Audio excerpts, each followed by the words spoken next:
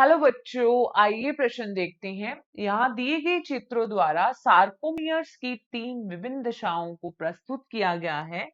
इन दशाओं को पहचान कर सही विकल्प का चयन कीजिए। यहाँ पे हमें ए बी तथा सी, यहाँ पे 3 हमें चित्र दिए गए हैं सार्कोमियर की। पहले विकल्प में बोला गया है कि ए संकुचनशील, दूसरे में बोला है बी शिथिल और तीसरे में बोला गया है सी अधिकतम संकुचित। दूसरे विकल्प में पहले के लिए ए शिथिल, बी के लिए संकुचितशील, तीसरे के लिए अधिकतम संकुचित। तीसरे विकल्प में ए अधिकतम संकुचित, बी संकुचनशील और सी यहाँ पे शिथिल बोला गया है।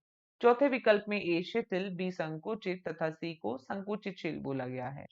तो देखिए, अगर हम इस प्रश्न की मुख्य अवधारणा के बारे में बात करें तो सबसे पहले हम यह देखते हैं कि सार्कोमियर होता क्या है।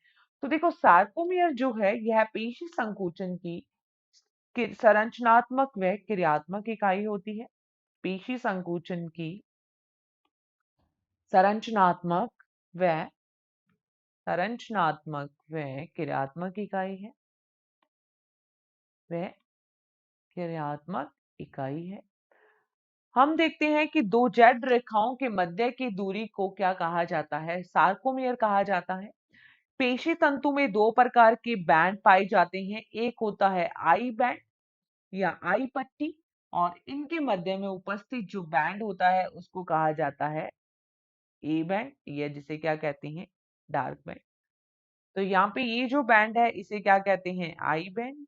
ये कौन से हैं? I band. आई बैंड के मध्य में उपस्थित पट्टी को क्या कहा जाता है?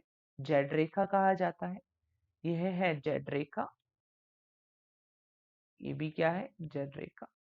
और ये जो बीच में जो बैंड है इसे क्या कहते हैं? A band.